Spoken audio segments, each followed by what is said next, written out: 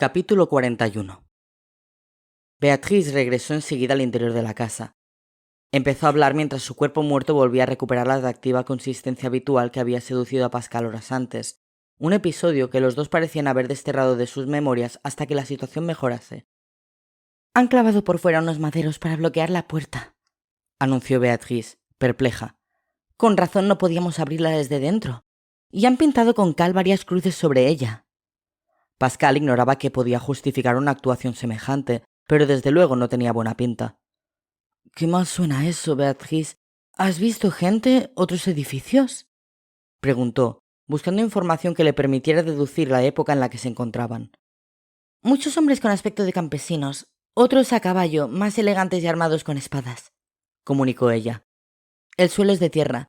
Se ve mucha venta ambulante, cerdos sueltos por la calle, ratas, un montón de hogueras, y no hay demasiadas construcciones.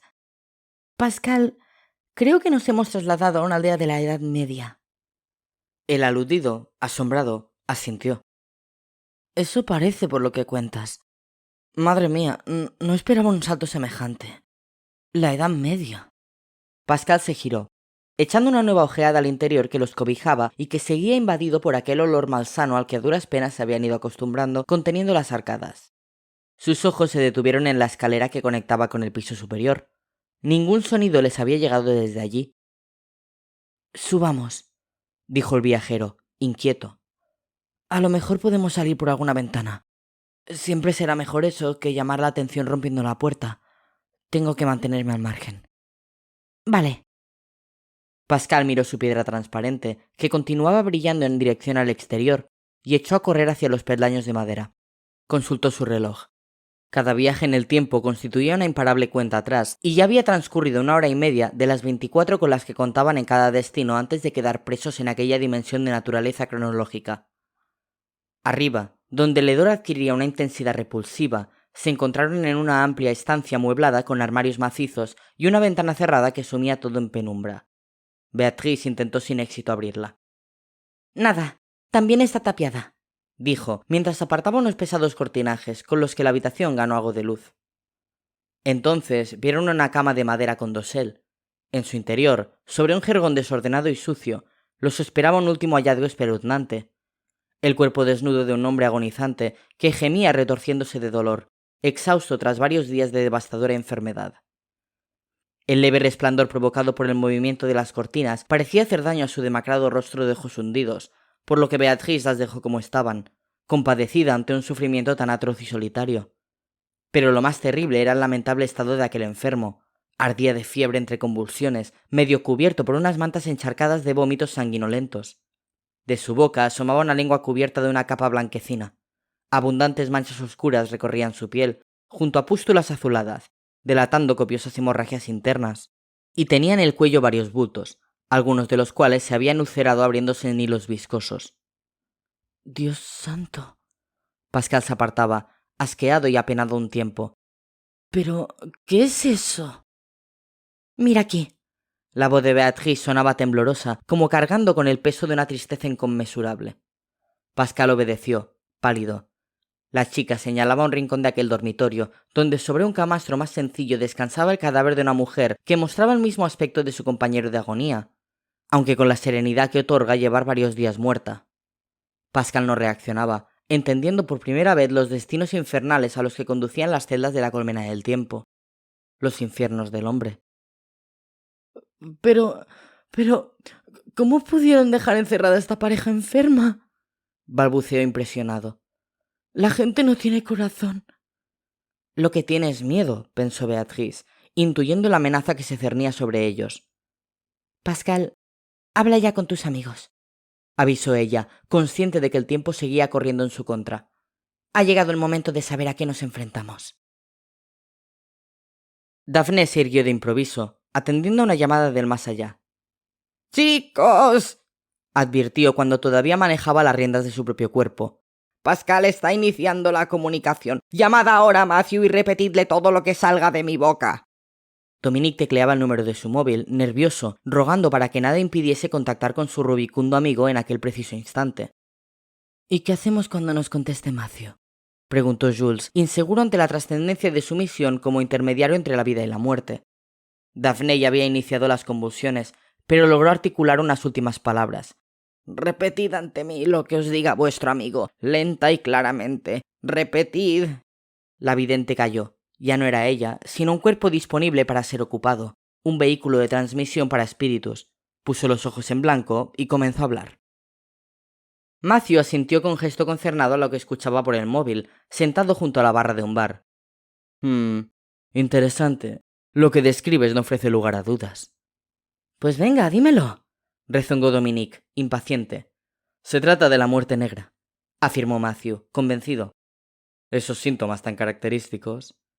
¿La muerte negra? Repitió Dominique, como exigiendo más concreción en su respuesta. ¿Te refieres a la peste? Aunque la historia no era su especialidad, Dominique contaba con unos conocimientos razonables sobre aquella materia, gracias a su afición a la lectura. Sí, la peste, confirmó el otro, solemne. La peste. Durante la Edad Media eran frecuentes las epidemias de esa enfermedad, que en el siglo XIV llegó a matar a 1/3 de la población europea. ¡1/3! Un momento, espera. Dominique iba repitiendo a Jules lo que su amigo le decía, para que éste, a su vez, se lo contara con lentitud a Daphne, que se mantenía en trance. Aquella información no parecía muy halagüeña, de todos modos. Esos bultos en el cuello del enfermo que has descrito, continuó Matthew, metiéndose de lleno en su pasión por lo histórico. Se llaman bubones, de ahí el nombre de peste bubónica. También la llamaban peste negra por las manchas oscuras que salían en la piel. Y la fiebre, las pústulas, todo encaja. Además, ¿has dicho que la casa del enfermo está tapiada y señalada con cruces? Sí, eso he dicho. No hay duda. Como se creía que la plaga se transmitía entre seres humanos por contagio directo entre un sano y un apestado, todos los hogares donde había enfermos fueron aislados del resto de la comunidad, con toda la familia dentro, aunque el resto estuviera bien. Imagínate qué marrón para los parientes. Se les estaba condenando a una muerte segura, encerrándolos con sus familiares enfermos. Qué espanto aguardar así a que te llegue la hora. Pero claro, las autoridades estaban tan aterradas que lo consideraban un sacrificio justo en beneficio de la comunidad. Tuvo que ser terrible. No me habría gustado vivir en la Edad Media. Matthew, ajeno a lo que había en juego, se enrollaba recreándose en sus propios conocimientos, poniendo a prueba la paciencia de su amigo. Sobre las puertas de esas casas apestadas se dibujaban con cal signos, como esas cruces que has dicho, para avisar a la gente, porque casi nadie sabía leer. Espera, espera otra vez, por favor. Dominique volvió a repetir sus palabras a Jules, tapando el teléfono móvil. Después volvió a dirigirse a su amigo. O sea, que lo de encerrarlos en las casas no sirvió de mucho. Animó a Matthew a continuar. Claro que no, porque las ratas seguían moviéndose sin problemas, y eran ellas el principal factor contaminante. Bueno, más exactamente, sus pulgas. Dominique procuró evitar que Matthew divagara con una nueva pregunta, recordando lo que había dicho Pascal a través de Daphne. ¿Y cómo podían salvarse de ese peligro? Chungo, la verdad. La voz de Matthew, que se imponía a la música de fondo del local donde permanecía con su nuevo amigo, denotaba que estaba disfrutando con aquel tema. Caían como moscas, incluso se quedaron sin madera para los ataúdes. Bueno, de hecho, también morían los enterradores y los médicos. Por eso, al final, no se preocupaban en destruir bien los cuerpos de los apestados, lo que empeoró la situación, pues esos cuerpos pudriéndose contaminaban las aguas, los animales. Entonces... Matthew se quedó pensativo unos instantes. Alguien que quisiera salvarse tendría que abandonar la ciudad cuanto antes y evitar el contacto con otras personas y con los animales, pues las poblaciones eran los principales focos de infección. De hecho, los ricos lo intentaban huyendo a sus residencias en el campo, y nada de beber agua ni comer alimentos de las zonas afectadas por la epidemia, y mucho menos tocar a los enfermos. Si los apestados son de los que tosen, la situación todavía es peor, porque el contagio es por el aire. Un momento, Matthew. De nuevo, Dominique llevó a cabo el proceso de comunicación con Jules, no sin antes hacerse una terrible pregunta. ¿Dónde se encontraba Pascal que requería aquella información tan deprimente? La enfermedad. Terminaba Matthew mientras tanto, abstraído, uno de los 4 jinetes del apocalipsis. Pascal seguía concentrado, aunque la palabra peste le había provocado una arcada de terror, de asco. Se encontraban en medio de una epidemia de peste. Beatrice no corría peligro, pero él, sin perder tiempo ni interrumpir su comunicación espiritual, se arrancó las ropas que había conseguido en aquel lugar y, por miedo a la infección, las tiró lejos. Prefería dejar al descubierto su indumentaria moderna que arriesgarse al contagio. Ojalá estuviera a tiempo de librarse de aquella enfermedad. Con los ojos cerrados siguió escuchando las palabras que le llegaban desde la otra dimensión, hasta que un grito de Beatrice lo arrancó de su ensoñación con tal violencia que casi perdió el equilibrio. ¡Las escaleras! Volvió a chillar la chica con los ojos muy abiertos, alejándose hacia el extremo opuesto de la habitación. Pascal volvió en sí, sin tiempo para terminar de procesar la información que acababa de recibir procedente del remoto mundo de los vivos, y descubrió lo que acababa de atemorizar a Beatrice, la figura inconfundible de un carroñero que subía los últimos peldaños en dirección al dormitorio. ¿Cómo había llegado hasta allí aquella criatura? Pascal recordó que los servidores del mal podían desplazarse por los caminos temporales de la colmena sin ningún problema, y que ya debían de conocer la misión que había llevado al viajero hasta el reino de la oscuridad. El talismán de Daphne llevaba un rato rozando el cuello de Pascal con tacto helado, un perentorio aviso que el viajero había tardado en advertir, obcecado por sus propios temores. Ahora, sin embargo, resultaba obvio que aquellos carroñeros que se le aproximaban estaban dispuestos a arruinar la misión. Su aprensiva preocupación por un posible contagio de peste tendría que esperar. Pascal tragó saliva oyendo los pesados gruñidos de aquel ser, cuyo rostro, apenas putrefacto, delataba su relativa juventud como bestia del Averno. Aquello desorientó al viajero. La escasa degeneración del monstruo, que contaba todavía con un reconocible semblante de facciones humanas, le dio la impresión de que se enfrentaba, en el fondo, a una simple persona de mediana edad. Y aquella sensación le transmitió una tristeza insospechada, aunque era consciente de que no podía fiarse. A pesar de las apariencias, lo que se le aproximaba no era humano. Simplemente lo había sido. Beatriz, escapa, avisó a la chica sin dejar de mirar al carroñero, recordando que ella podía perder la consistencia de su cuerpo y atravesar paredes. Ya te avisaré cuando haya pasado el peligro. Estoy para ayudarte, dijo ella con un hilo de voz, lanzando a la bestia con todas sus fuerzas un utensilio de madera que había encontrado. Me quedo. Pascal sabía que ella también lo arriesgaba todo. Ambos suponían un buen botín para el mal. El monstruo estaba a pocos metros, y su brusco aullido heló el corazón del viajero, que sintió como su piel se erizaba. Resoplando, dejó a la vista la empuñadura de la daga, sobre la que colocó una mano que luchaba por mantener firme. El carroñero miró con curiosidad aquel último movimiento, y se dispuso a abalanzarse sobre aquel joven vivo. Jules todavía estaba repitiendo las últimas palabras de Dominique cuando Daphne experimentó una fuerte convulsión que la impulsó hacia adelante. El cuerpo del chico impidió que la vidente se diera de bruces contra el suelo de la buhardilla. «Algo ha ocurrido», sentenció la bruja. «La comunicación se ha interrumpido de golpe. Algo le ha pasado a Pascal». «Joder». Dominique se pasó una mano por la cara tras quitarse la gorra. «Por favor, esto me está superando». Daphne no se dio por vencida. «No podemos quedarnos así. Esta vez voy a intentar ser yo quien establezca contacto con él». Jules y Dominique aguardaron, tensos, mientras la bruja iniciaba la autohipnosis.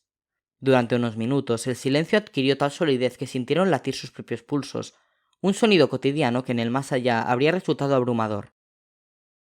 «Nada», claudicó Daphne al poco rato, dejando caer su espalda sobre el respaldo del sillón. «No hay manera. No logro conectar con él. No lo entiendo». «Quizá es porque Pascal se encuentra fuera de cobertura». Jules probaba con la hipótesis menos turbadora. «No lo sé, Jules», reconoció la vidente con voz vencida. «No lo sé». Pascal desenfundó el arma y el calor procedente de la daga recorrió sus venas, infundiendo a su corazón la firmeza que necesitaba. Su pulso dejó de temblar y el filo se irguió esperando la llegada del adversario, que estaba a punto de alcanzarlos. A pesar de que el carroñero ganaba en tamaño a Pascal y había cogido velocidad en su carrera final, la daga del viajero empezó a describir unos certeros movimientos que obligaron al monstruo a detenerse y a retroceder. Tras Pascal, Beatrice aguardaba, aterrada, sin saber cómo podía ayudar. El carroñero pareció hartarse pronto de aquellas maniobras ágiles a las que lo estaba obligando el chico. Su eterno apetito no permitía a aquellos seres grandes dosis de paciencia. Así que se lanzó directo hacia Pascal, intentando pillarlo desprevenido con su feroz velocidad. No contaba con que aquella arma que exhibía el delgado muchacho pudiera matar carne muerta, pero aquella cuchilla oscura que manejaba Pascal, con la precisión de un experto, sí era capaz de aniquilar lo podrido. La daga, ávida como un sabueso ante la proximidad de la presa, aceleró el ritmo y la potencia de sus estocadas frente al nuevo ataque del carroñero, que lanzaba sus manazas intentando atrapar al chico para devorarlo a dentelladas. Pascal, obedeciendo los impulsos de aquel instrumento letal, trataba de soportar sus agresivos empujes con toda su energía. Alzó el brazo armado en el momento preciso en que la daga se lo indicó y, de un solo tajo, decapitó al carroñero, cuyo cuerpo descabezado cayó al suelo como una marioneta rota. Sus extremidades siguieron moviéndose entonces, agitadas por convulsiones nerviosas, mientras el enfermo de peste, desde su lecho infectado, exhalaba el último suspiro. Su agonía, por fin, había terminado. No hubo tiempo para descansar, pues otro carroñero alcanzaba ya el piso superior. Pascal contempló a su siguiente enemigo, una enorme criatura que debía de pesar más de 100 kilos a pesar de su avanzado estado de descomposición. Más viejo que el anterior, aquel carroñero dejaba a la vista parte de sus entrañas bajo la ropa hecha jirones con la que se cubría. La ansiedad del nuevo agresor no permitió que Pascal jugara con la daga, pues el monstruo, en cuanto llegó a aquel piso, se lanzó como un huracán contra la figura encogida del viajero. Al carroñero no pareció importarle el filo bruñido que el chico seguía blandiendo con el arrojo que da el instinto de supervivencia. Pascal, incapaz de detener semejante avalancha, decidió no interponerse en el camino de la fiera para evitar ser arrastrado y correr así el riesgo de perder su arma. Por eso, lo único que hizo fue apartarse con agilidad asustada en el momento en que el carroñero estaba a punto de atraparle. Actos reflejos que sí se le daban bien gracias a su nerviosa delgadez. Beatriz, atenta, también había modificado su posición para apartarse del rumbo imparable de aquel depredador. El monstruo, sorprendido por aquella maniobra, no pudo frenar a tiempo su ataque, pues contaba para detenerse con el impacto sobre el viajero, lo que provocó que se estrellara contra la ventana de la estancia. Su grueso cuerpo astilló las hojas de madera, arrancando los tablones que la bloqueaban y precipitándose al vacío entre aullidos. Pascal y Beatriz entrecerraban los ojos, cegados por el sol que entraba a raudales por el hueco recién abierto. La luz, al mostrar con todo detalle el interior de la casa, evidenció la verdadera naturaleza de la peste. Pascal se alejó lo que pudo de la cama del enfermo. La posibilidad del contagio volvía a él con todo su espanto. Tenían que salir de allí, de aquel momento histórico, cuanto antes. En el exterior se oían gritos y carreras. La violenta aparición del carroñero debía de haber despertado el pánico entre los habitantes de aquella aldea medieval. Pascal y Beatriz se asomaron con cautela, y lo que vieron los dejó perplejos. A cierta distancia, un montón de gente rodeaba al carroñero con antorchas encendidas, impidiendo que escapase. Claro, el fuego sí puede destruirlo, observó la chica. Ellos lo ignoran, pero le están atacando con lo único que puede frenarlo en este mundo. Pero, ¿por qué se han dado tanta prisa en detenerlo? En la calle, los caballos relinchaban y se movían inquietos, detectando la naturaleza sobrenatural del ser inmovilizado por el fuego. Pascal respondió sin titubear. Todo coincide con la información de Macio. Como el carroñero ha salido de una casa apestada y tiene esa pinta podrida, todos creen que está enfermo. Antes lo quemarán vivo que dejarlo irse para que extienda la peste. Ya entiendo. Beatriz se mostró aliviada por aquellas casuales circunstancias que los beneficiaban. Pascal no aguantaba más allí dentro. Casi sentía las bacterias aproximarse a su sangre. Salgamos mientras todos están pendientes del carroñero, sugirió. Y antes de que me termine contagiando, con cuidado, si nos ven escapar de esta casa tampoco nos dejarán marchar a nosotros. Pascal se subió a la repisa y después ayudó a Beatriz. Como estaban en un primer piso, la altura a salvar no era excesiva, así que los dos saltaron sin perder más tiempo. Al caer al suelo, se encontraron cara a cara con un campesino de unos 20 años, que dio un respingo al darse cuenta del infeccioso lugar del que procedían. Apartándose varios metros, el aldeano volvió su rostro frenético buscando al resto de su gente, que seguía hostigando al agresivo carroñero, estrechando el círculo de antorchas. «Te va a delatar», avisó Beatriz, invisible e inaudible para el joven agricultor. El viajero supo que tenía que evitarlo antes de que fuera demasiado tarde. «No lo hagas», le advirtió Pascal al chico, acercándose con calma para no asustarlo y que gritara. «No los llames, o les diré que tú estabas conmigo, que ya estás contagiado». Pascal probó aquella estrategia en vez de amenazarlo con su arma, aun a sabiendas de que se jugaba mucho. No estaba dispuesto a emplear la daga con seres humanos, no pagaría ese precio. Y es que tenía la impresión de que el mal podía conquistarlo de formas más sutiles, más imperceptibles que un tosco ataque de carroñeros. No, solo utilizaría la daga con criaturas de la oscuridad. No caería en la trampa. El campesino, que ya había abierto la boca en un claro gesto de llamada, se contuvo al escuchar la amenaza. No era ninguna tontería, desde luego. Miró a Pascal, deteniendo su atención en sus ropas y su extraño peinado, y luego a esos hombres que, convertidos en una turba enloquecida, habían prendido fuego al carroñero. El joven agricultor calculaba si ellos, en medio de aquella fiebre aterrada, Se detendrían a valorar si las palabras de aquel desconocido eran ciertas o falsas antes de encerrarlos hasta la muerte en la casa apestada. La respuesta a sus reflexiones no debió de ser muy prometedora, pues el aldeano, sin emitir una sola palabra ni apartar su mirada aprensiva de Pascal, se fue alejando hasta perderse entre varios edificios. Solo entonces el viajero emitió un sonoro suspiro, al tiempo que se alejaba de la casa siguiendo el brillo de su piedra transparente. Beatrice escoltaba sus pasos. El tiempo continuaba transcurriendo en aquel mundo. Pascal y Beatrice corrían entre calles de tierra, animales e individuos de gesto hostil que seguían con la vista a aquel chico de peculiar indumentaria. Mientras avanzaban, se iban empapando de los detalles de aquel episodio histórico que tenía lugar más de 600 años antes de su nacimiento. Sorteaban auténticas piras donde ardían montones de cadáveres, que lanzaban a la atmósfera columnas de humo negro, hogueras que tardarían días en apagarse, pues no dejaban de llegar carros con decenas de cuerpos pustulentos, ya inertes, cuerpos de mujeres, de hombres, de niños, cuerpos de campesinos, de nobles, de mercaderes. La peste, en su macabra democracia, no respetaba a nadie. Se colaba en las casas con su aliento nocivo atravesando puertas, muros, barreras. En muchos casos, los que conseguían escapar de la ciudad no sabían que llevaban consigo el mortífero fantasma de la enfermedad, convertidos así en inconscientes heraldos de la muerte. Aquellos que en otras aldeas ofreciesen su hospitalidad a esos supervivientes fugitivos estarían cavando su propia tumba. Nadie estaba a salvo.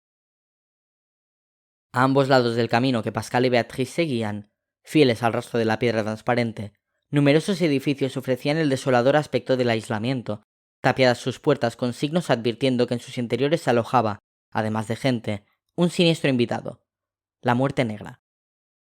Pascal, ante aquel espectáculo de pesadilla, no pudo reprimir un intenso ataque de hipocondría. Habían permanecido mucho rato en la casa de un apestado. ¿Se habría contagiado? No hacía más que tocarse la frente, aguardando el trágico indicio de la fiebre. Se tanteaba el cuello buscando la sentencia definitiva de las bubas, aquellos bultos bajo la piel que se terminarían abriendo, tras días de atroces dolores, para supurar como pequeños volcanes rebosantes de infección. Pero no distinguió ninguno de aquellos letales síntomas, aunque su cabeza continuaba abotargada por el miedo a un enemigo invisible, minúsculo, contra el que de nada servían las armas. Tenían que encontrar la puerta a la siguiente celda de la colmena. Ya.